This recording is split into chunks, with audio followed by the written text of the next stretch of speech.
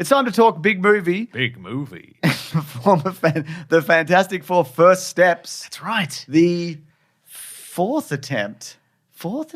Yeah. At If you include the rebooting this 90s one? franchise. Yeah. Oh, wait, it's the fourth attempt at rebooting. Yes. No, just fourth attempt. Okay, it is the fourth attempt. 90s one, they never released it. Yep.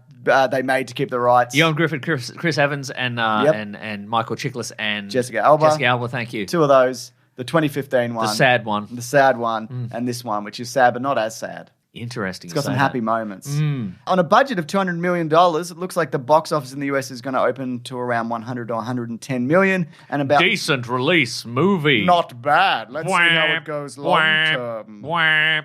And about 90 to 100 internationally. We have your family. Wham. What? Wham. You must choose. Wham. It's the What am I average movie. choosing? You got to choose who lives and who dies. All of them. To live.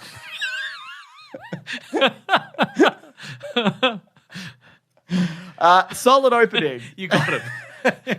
The alert's gone. It's great. They didn't think about that, No. but I guess you're allowed to choose that. Solid opening. It could hold. It is still up against Superman, of course. Okay. Which is looking. It's going to eventually reach about 650 to 700 million. That's not bad. It's a pretty good opening, I would say. But again, we'll see. Has this followed? So our prediction, I think, was Jurassic World, Superman, And then this. We'll see how it shakes out. Yeah. I think it is a little bit lower than Superman, but Superman, I think they counted like 5 days because it's a longer weekend, something. I don't know specifically. They're messing around with the numbers. In a way, constantly relying on that opening weekend to determine whether a movie is successful or not. Yeah. Bad call. I know people, where we get the occasional comment that's like, what do you care about the box office? And to me, I don't. It's more that it indicates what will happen down the line with future movies and franchises and whether a company will disappear. Yes, and I think that's important. Yeah. Anyway, what do you think the story was?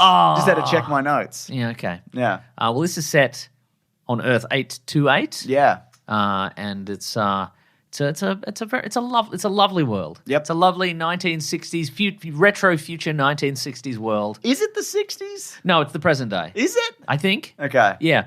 And on this world, looks like there's only one set of superheroes. Yep. And it's the Fantastic Four. But a bunch of weird ghouls. That's right. Villains running Guess what? around. Everybody loves them. Yeah. Because they're doing a great job and they're having a good time and they're nice and they're flying about and they're getting a lot of brand deals. Oh, A yeah. lot of brands in this universe, you've Yeah, noticed. oh yeah. You know? Oh, but old-timey looking brands. Pan sort of. Am. But the same brands as like the regular universe. That's right. Except for Lucky's Charms. Oh, very which is good. different. That is good. But anyway, it's those Fantastic Fours. Yeah. They're out there and they're solving everybody's problems. Yep. They're stopping crime. They're doing their origin in They're a fighting very... apes. Yep, that's true. They're doing their origin in a very... But not John Malkovich, to be clear. No. He got cut out. Yeah, he did. One of his apes is in this, though. Yes. Yeah. Yeah. There's a little opening which recreates the first classic cover and some other things. Oh, yeah, they fight... Yeah. Mr. Bogman or whatever. Mr. Sewer Bogman, the giant Sewer Bogman. You see, Yordrew or you something. see the original Fantastic Four from the 90s. They get little cameos in this. Oh, which where is were fun. they? One of them's a newsreader, which is a newsreader, and there's some others. They're in like the first 5 minutes. Yeah, right. Yeah. So they get all that out of the way. That's right. Brisk. Brisk. But then, what if a freaking... What if a bird turned up on a bloody skateboard? That's right, exactly right. You know? You better believe it. Yeah. You know? Pretty good. That's the story?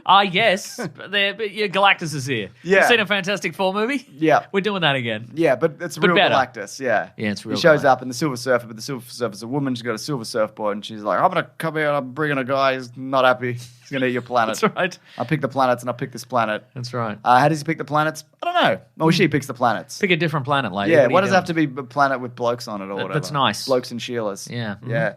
And the Fantastic Four, they have to venture into space That's right. to stop Galactus. Yeah.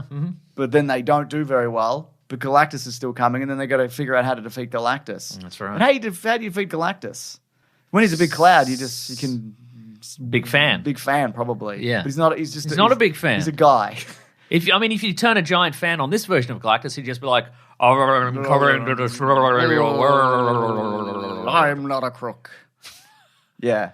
I liked this. I liked it too. I think it's there's great. a simplicity to it. It feels straightforward and unburdened by the weight of continuity, the MCU and continuity for now. Yeah. It felt to me in some small ways like the original Christopher Reeve Superman. Yeah. Because they are the only heroes in this universe. Yes. And so it felt very focused upon them. See, my brother, who I saw this with, and my Which son, one? the one you like, Great. he said it was like Captain America: The First Avenger because it is this self-contained like period piece. Yeah, right. You don't need to know anything else, I guess. Yeah. There is no reference to really anything else in the MCU as far as I could tell. No, I mean we do get references to. We get a little sense of what villains are in this universe. Sure. We get a reference to the Wizard and the big bog man who comes out of the ground. Big bog man, Mole the thinker. man. Yeah, exactly. Yeah. I thought Paul Walter Hauser was joking when he said he was in the Fantastic Four movie, but he's Mole Man. He's Mole Man. Yeah, and you see him up top. That's right. This is, I mean, tonally. I should say aesthetically even, like Tomorrowland, The Incredibles. The stuff that Brad Bird's been doing. That's right. I mean, obviously The Incredibles is based off the retro Fantastic Four comics and TV show from like the 60s. Pedro Pascal, who of course is Mr. Fantastic in this movie, was asked many terrible questions, but somebody said who would win in a fight, The Incredibles or Fantastic Four, and he's like, I would never fight Holly Hunter. I love her. She's wonderful. I'd never fight her. Coward. Yeah, exactly. I'd beat her up. She'd fight you. Yeah, that's right. Yeah. I think it looks great. I think it looks great A lot too. of this feels real and tactile. Yep. I know they really dressed up Ralph Ineson apparently as Galactus. Yeah. I don't know how much of that is actually true. No, I reckon they probably built the suit, put him in it, and then 3D scanned it, and then he never wore it again. Yeah. I was kind of hoping for a Godzilla style. Just even again one moment of him just walking through a cardboard He's dressed city. as Finchy from The Office. That's right. Yeah. But I mean, yeah, like you said, great look, great universe. It all feels real. Yeah. It doesn't. There's no moments in this where I'm like, oh, this feels like a plasticky CGI kind of world. It also is a kind of a plasticky kind of world in like Very design Bakelite. wise, and exactly. I wouldn't say I was like it was fantastic. Thanks. I liked it enough. Okay. I would say, yeah. I think I liked it more than you, I suspect. But great cast, as you might imagine. They all work really well together. Really I thought. good, yeah. There is there's a lot of sincerity to this. Yes. And I think they've wound back the quips, and again, it is kind of like my son said that. The humor comes from each of the characters' personalities. You know, Johnny Storm is the quippiest, as opposed to who's going to say the funniest thing. Yeah, exactly. Or the quippiest thing. You know, and I really believed the relationships between all of them. I did feel the family stuff. Yeah, I thought that was really good. Casting's great. Casting is great. You know, and again, I'm sure at the time I'm like Pedro Pascal is Mr. I don't know about that, but I think he really works in this. Rest of the team good. Eben Moss-Backrack, of course. You only see human for a minute, but I think the voice work is good. He's a good The Thing. There is he clearly is a bit bothered by being the Thing, but he's like leaning into it. You know, he's making the most of it. And this is a world where people love the Fantastic Four. They're not like boo freak. Yeah. And he gets broken up with by his fiance on the street, and she leaves the ring on the ground. Brutal. It's interesting that years ago there was a JLA Avengers crossover in the comic books. Yeah.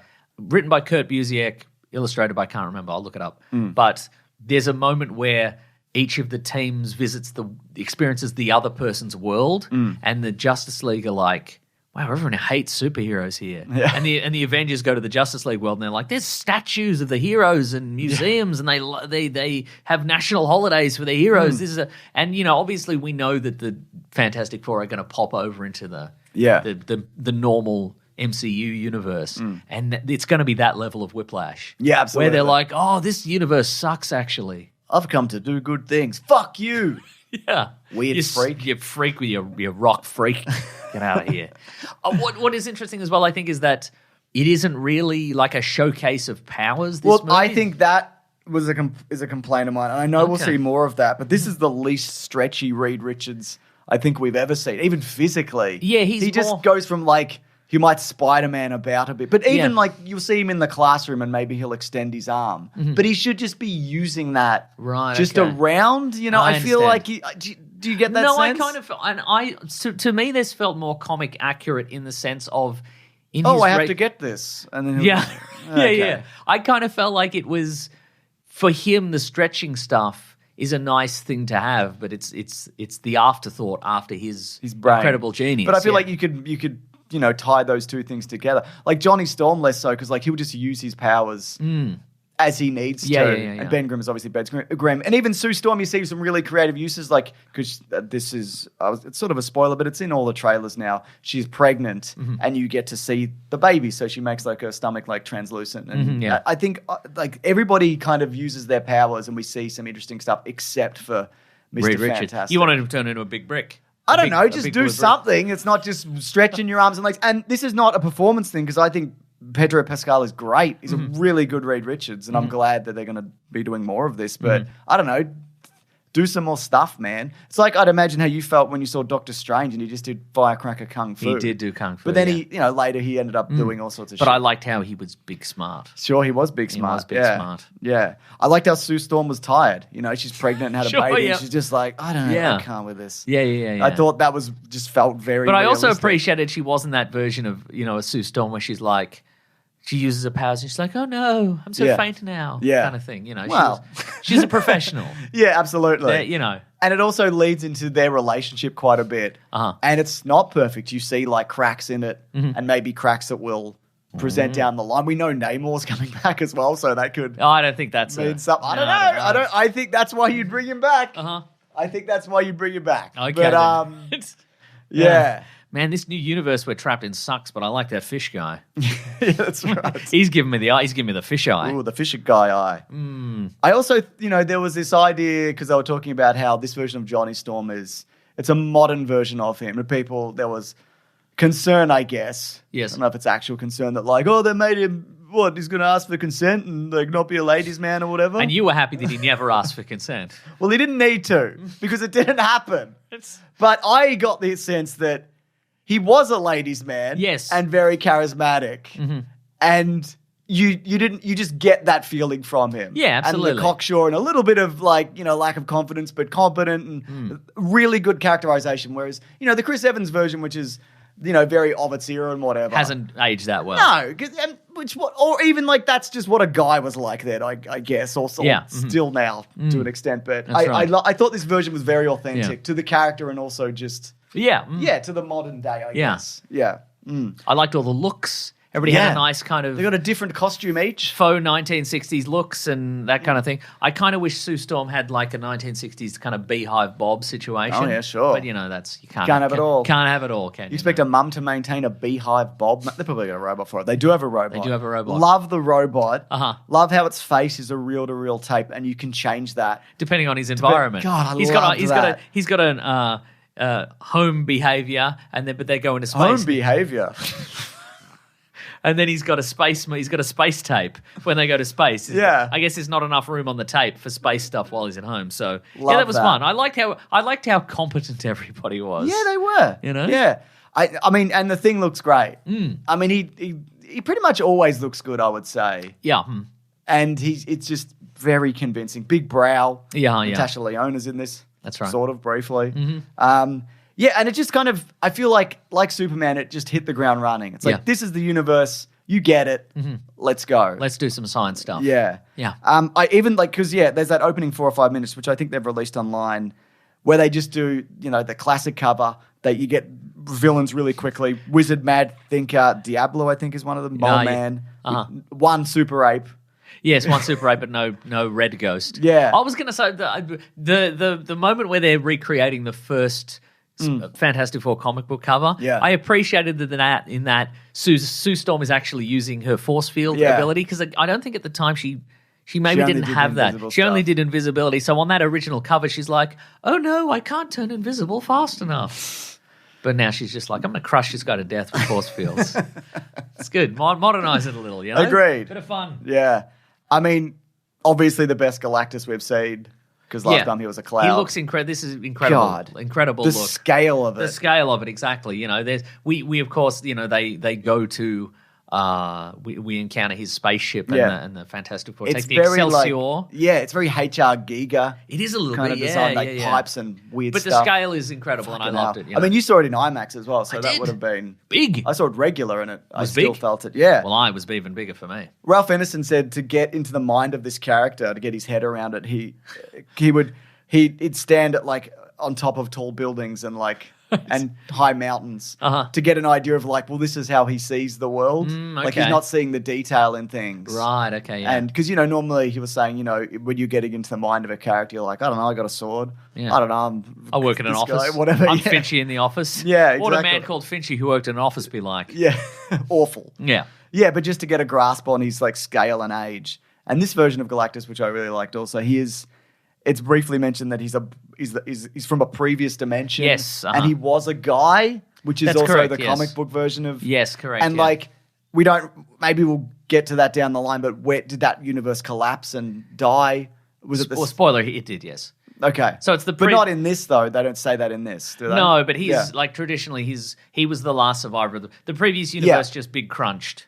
And he was the last guy left alive, and he survived the transformation from the Big Crunch to the Big Bang of the new universe. He was there, and so it transformed him and made him a part of the universe. Okay. Yeah. And now he's got a big hat. He's got a really big hat. He's got pipes that stick into him, and he's got the power cosmic. He eats stuff. Yeah. I think they found a good balance between like, because sometimes he's a guy and he looks like that because you can't comprehend what you're looking at. So you're like, I don't know, a guy. Yeah. But this is it's a guy. Yes. In a big ship. So I think that way you get to have him down on the planet. Yes. And you also get a reason or like a way that he could consume a planet, which is the ship, and then it pipes it into him. It does pipes it right into him. And Silver Surfer's looks good. Looks great. Yeah, I like her. Worked for me. Yep. Terrific. Yeah. Mm-hmm. Will she be back? Who cares? No, I'm just joking. Maybe. I don't know. Yeah, maybe. I wouldn't mind. I like the Silver Surfer as a character. It's It's interesting, but I think if they're going to the MCU and they bring the Silver Surfer over, I mean, they could just fold this one in. It's fine. Look, I think what they'll do, we'll talk about it in spoilers. Silver Surfette. Oh, yes. Why can't we have... Rihanna. Yeah, why can't there be a female Galactus as well? Well, there is this Galactus' daughter. That's what I'm telling you. Okay, right. Yeah, but in the movie... I don't know. Galactus and looks the same, but just a ponytail. Oh, takes the helmet off, shakes her hair out. That's right. Johnny Storm's in love. Oh, my God. Johnny Storm's in love, baby. I love Girlactus. He says. Nice. Yeah. Did you think of Galactus and this whole thing's been a precursor to you? I've written here, say Galactus, but work it in naturally. Yeah, you did. Yeah. You did. I didn't know. No, but I just thought of it. Okay, that's great. Yeah. Okay. I'm going to say best movie ever. I thought the action... It's got a nice thanks to Jack Kirby at the end. That's good. Yeah. He is dead. I know. He didn't see it. I know he didn't see it. Okay. But I'm just saying. Okay. It's good to acknowledge. Because my son was like, who's that? And I'm like, well, he's the real guy, I guess. Yeah.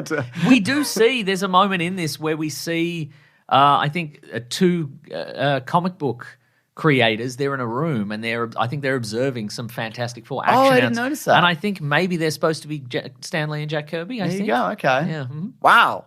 What if a man got really big? You could draw that. I'm already drawing. I quit, already. Stan.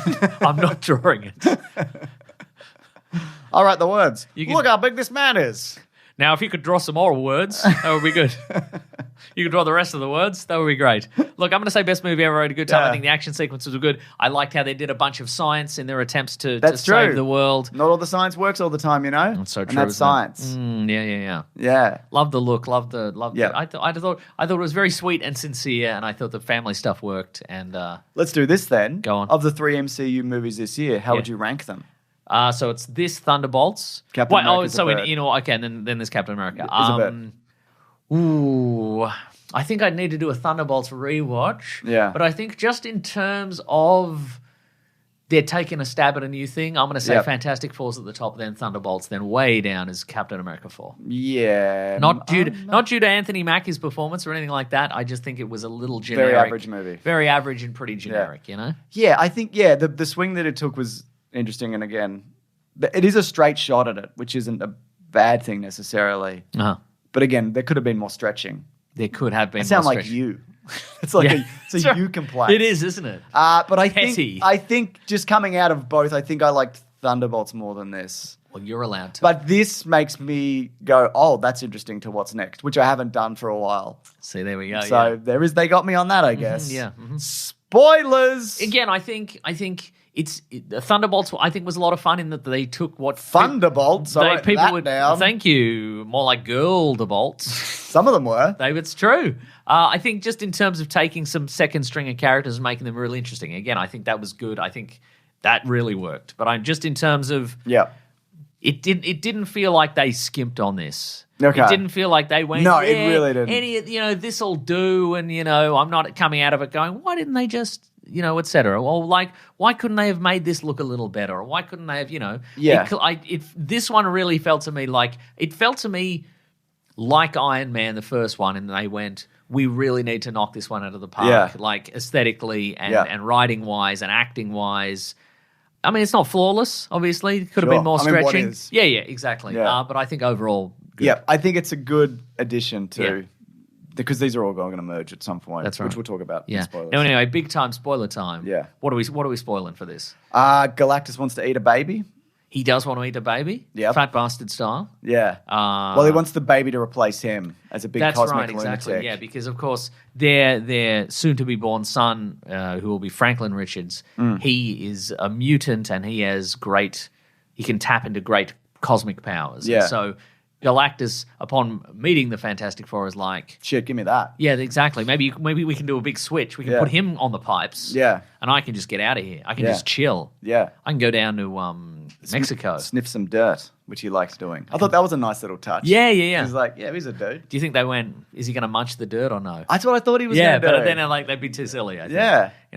I like the fact that he was, he's compelled to do this. He's not here out of malice, although he can be mean.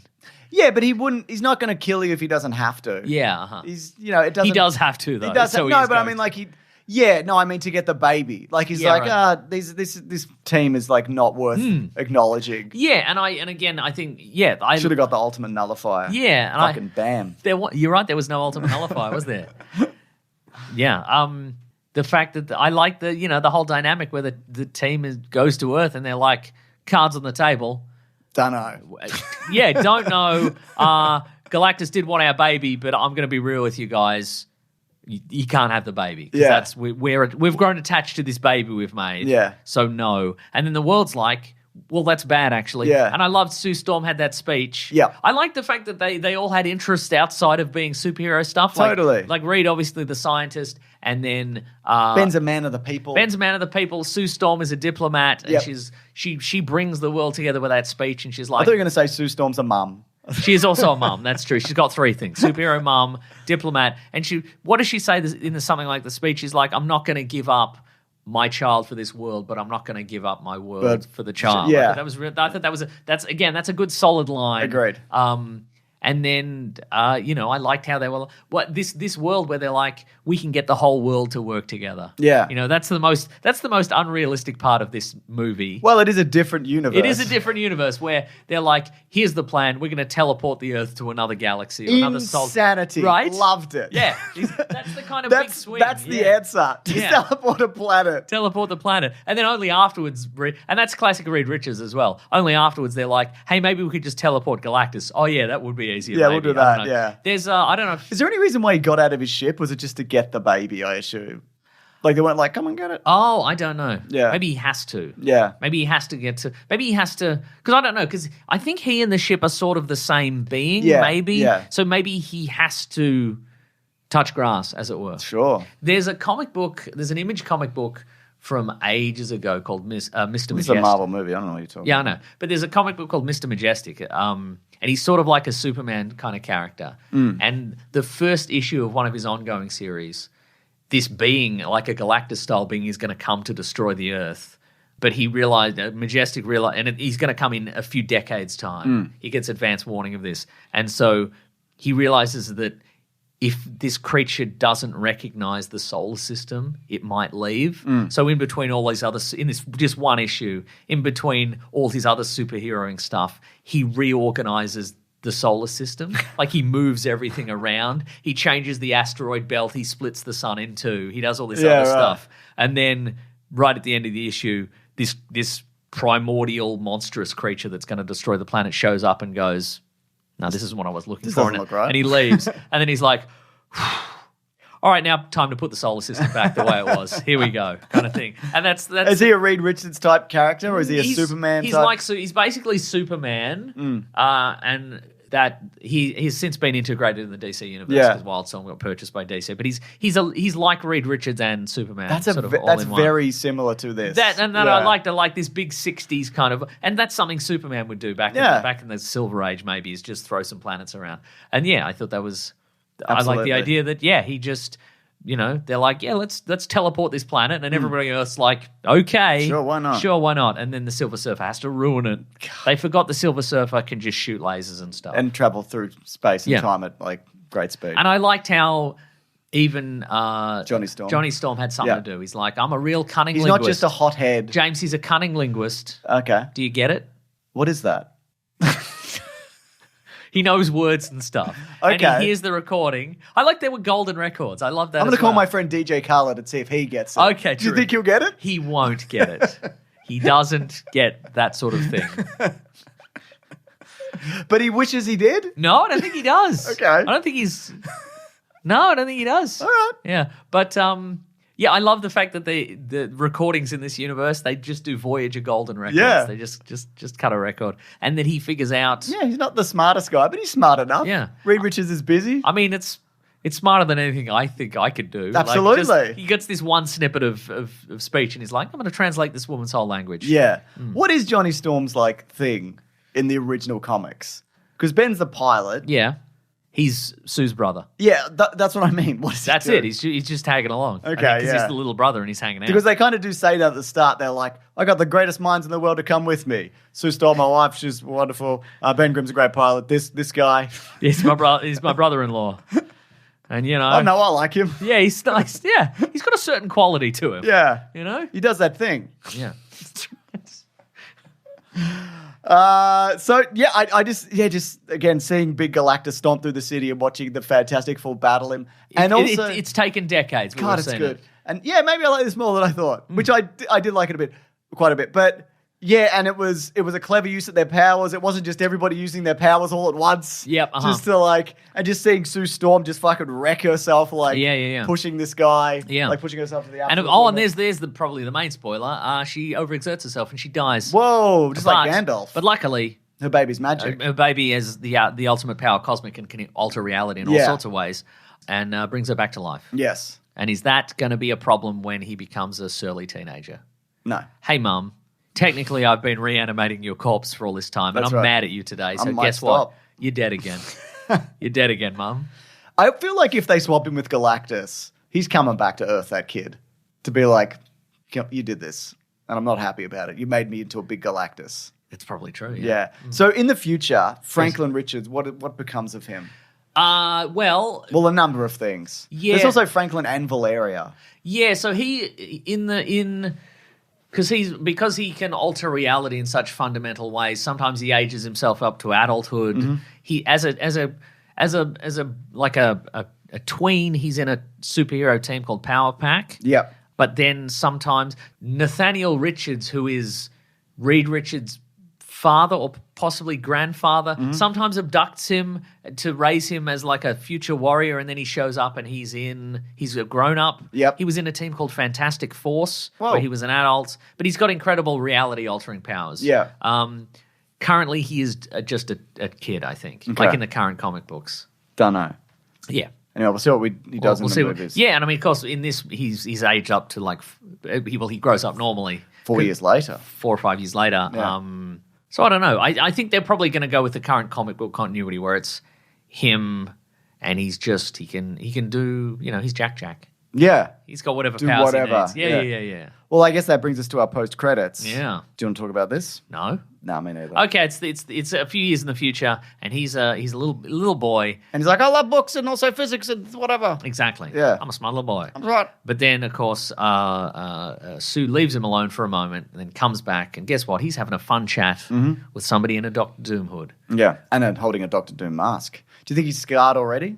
Yes. That was a classic Doctor Doom look as well, from what I could see. It looked like the version that they were doing in the Comic-Con, that kind of mask. It's not like a fancy high-tech version. Yes, it's the correct. 60s yes. version. Yes, it is, yes. I wonder whether the idea behind bringing all those Doctor Dooms on stage mean that some of these are Doom bots. Maybe that's a Doom bot. Because would Doom risk taking himself, going to there? I see. Yeah. Well, he does originally. Yeah. In his first appearance, he does. So my guess would be yes, that is real Doctor Doom. Do you think they know him? Yes, they would because they went to university with him. Yeah, I know, but this version, I mean. I think they do, yeah. Do you think he snuck onto the ship like Julian McMahon did, RIP? No, I think he's just a guy. Yeah, okay. Cool. So I think because we see Latveria as well. We do. We see there's a meeting of their version of the United Nations, and the Latverian representative is not there. So my guess is that's I would guess that's a long-standing thing, and Latveria has not been heard of from some time. Yeah, and I think this will be a similar thing where they're like, we haven't seen Victor Von Doom in years, and now he's suddenly back, and now he's suddenly back in their lives. So there's a personal connection to him. Yeah, and they're like, what the frick are you doing here? What do you think he's looking for? I think I have a theory, but what do you think? I think he's probably got the sense that the energy emanating from Franklin and Richards is somehow able to give him open a dimensional gateway or something like that to access the rest of the multiverse, and he wants to do a battle world. I think it's that, and I think it's also teleportation because they can do teleportation. Oh yes, and transport entire worlds. Oh yes, absolutely. So you could smash a world together to make your own. Yeah, I mean, your own world. Yeah, I mean, I think in this case, it is. It's serving the larger. This is the first. This is the first key to Doom's larger plan to create battle worlds for whatever it is, to create a perfect world. I don't know, but ultimately, after Doomsday and Secret Wars, it's going to be this. Then there's going to be the reboot, the hard reboot, I think. Also, like the Thunderbolts post credits, this was directed by the Russo brothers. Oh, interesting. Okay. And seeing the Fantastic Four ship. Okay, you stand there and you stand there, and then I'll move the camera. There. You sit there. Yeah.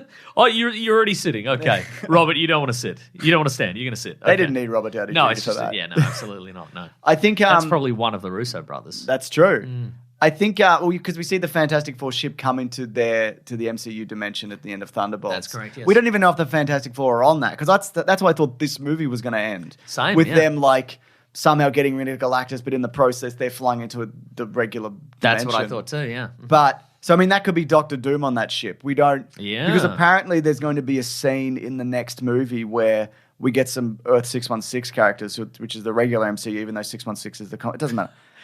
They're going to visit the Fantastic Four in their universe. Oh, interesting. Okay. So I don't think it's all of the Fantastic Four. Right. I think it could be none of them or some of them. It could be some of them. It could be the Fantastic Four and whatever team went to the Fantastic Four's universe, and they're all coming back. Yeah. Absolutely. It could be. It could be Sam Wilson's Avengers team potentially. Yeah. Screen Rant. They spoke to Kevin Feige and he said we didn't do chemistry reads, but whenever we cast it with the blue sky dream of mind of one day being able to do that, and that's a great example. That is the pairing of Johnny Storm and Peter Parker.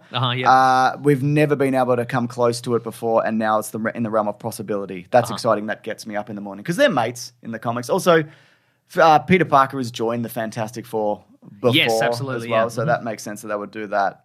Also, this is that quote I was talking about. This one's from comicbook.com, where Kevin Feige said, I would say now the iconic Baxter building, living room and kitchen we saw in saw the four get to know each other in this movie. Let's say there's a lot more people in that kitchen in the Avengers, and it's fun to literally see people coming together in each other's homes, which is pretty awesome. So that could be they visit the dimension or the world is smashed together in a battle world situation where it's this version of New York and whatever else. Yeah, oh God, the standard MCU universe, they're like, we just recovered from the blip, and now we're getting we've been battle worlded. This is embarrassing for us. It is embarrassing. Also, yes, Kevin Feige said that even before this is how he put it. They talked about replacing Kang. He said we even started before what had happened to the actor happened. Right. Didn't name him specifically. Okay, sure. Jonathan Majors is Kang. Right. We started to realize Kang wasn't big enough, wasn't Thanos. Well, he did get beaten up by Ant-Man. That's true. I reckon probably don't have him get beaten up by Ant-Man. Yeah. A minor character. Have Ant-Man barely escape with his life and go, that guy defeated me, Ant-Man. Or he killed me. Who knows who else he could defeat? Or he killed Ant-Man. Wasn't that the original plan, that he killed Ant-Man? Yeah, they probably should have done that. But I reckon at that point they were pulling out of it, yeah. Because of the Fox acquisition, we finally had it, and it was Doctor Doom. So we started to talk about Doctor Doom even before we'd officially pivoted from Kang. And he started talking to Robert Downey Jr. before Ant-Man 3 even came out. Isn't it fascinating they're calling this phase, and they've remained still calling this phase the multiverse saga, even though there's been some multiverse stuff. TV shows. And people hate it. Yeah. I don't get it. Yeah. They're closing the door on them. This is we have talked about this before, but they're doing the thing that DC did in the 80s where they're like, we open the door to the multiverse. It's so difficult to write. Yeah. We hate it. We're shutting it down. Yeah. Initially, it's like, anybody can visit anybody. But then it's like, oh, anybody can visit anybody. Yeah, this is tricky. And anybody can die or live. And there's infinite stakes, but also no stakes. Yeah. So I think Doomsday... Secret Wars, they're closing the door on the multiverse. Just not in the comic, but in the movies for sure. They're just like, we're gonna refine this, and we're gonna pick the stuff that people love. We're gonna pick the actors that are still on contract. We're gonna figure out who wants to still be in this of the old crew. And this is going to end with the same way Crisis on Infinite Earths ended, one universe with the stuff we liked and some new stuff we're hoping will work. And anything that doesn't work, we're getting rid of it. That goes into a big cosmic void. And Jonathan Majors is going to be there, and he's going to play everybody. We wrote it down. Do we have a $50 million in the budget for Chris Hemsworth? We don't. Well, apparently he's the second lead in Avengers. That's the story. Okay, so he's getting a $50 million. He's getting a $50 million. Here's something that's probably a big lie. Yes. This comes from My Time to Shine. Hello. Oh, so it is. Yes. So this is the original, apparently, post-credit scene. Oh, there's another one where it shows the classic 1960s cartoon. With this style, a revamped version. Yeah, where we see Pedro Pascal animated Mr. Fantastic and so forth. I say that only because the other three look pretty much identical. Absolutely, yeah, because he's got a little beard. For Fantastic Four First Steps, they originally planned a post-credit scene with Chris Evans as Nomad coming to warn them. Then they replaced it with one featuring Doom. Now in the final version, there are two post-credit scenes. I mean, I don't know. I mean, if this was true, yes, I think Chris Evans is coming back. Nomad is in Captain America, but he's not Captain America. Yeah, they could do that. They wouldn't have to de-age Captain America. It could just be Captain America while he was doing his time travel stuff. Yeah.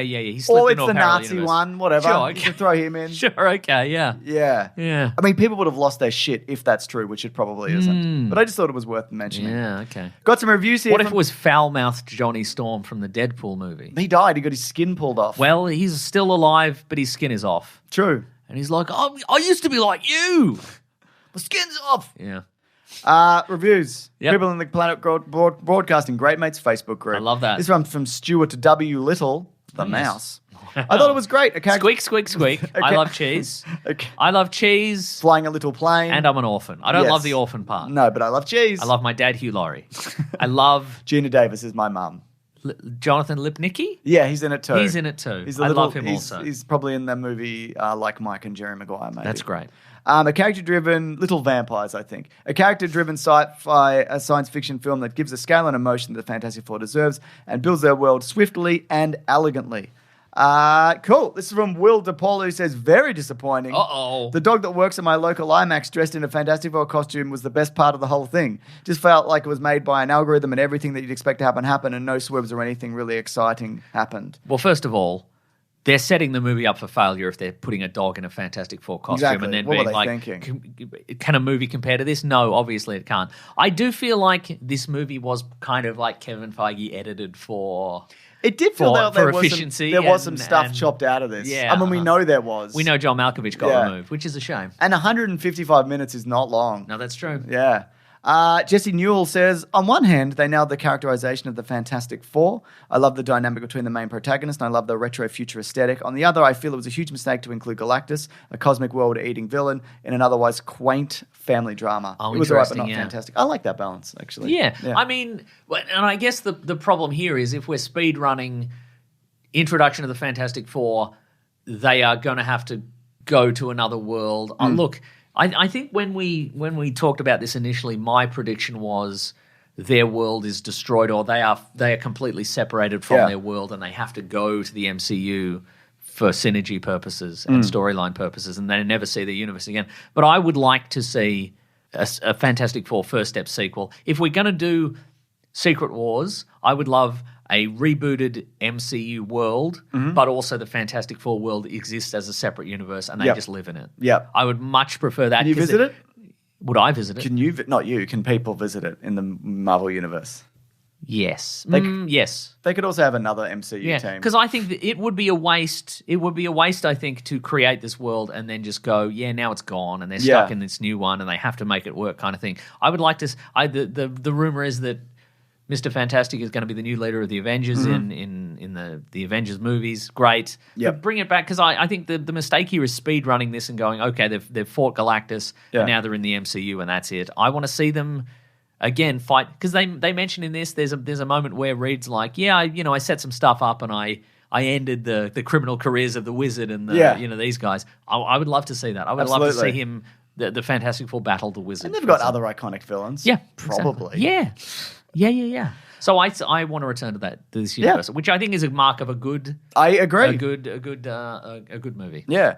Rob Brown said, "I wish it had been a little more fun before getting to Galactus after the really good speed run of the first 4 years, but I'm happy it didn't end up being as doom and gloom as the Thunderbolt stinger, but might have teased in our imagination." Mm-hmm. And Connor Derman says, "Best movie ever. I was not expecting it to be such a love letter to Jack Kirby. That was for me the best part. My only real beef was the movie not letting the thing say it's clobbering time."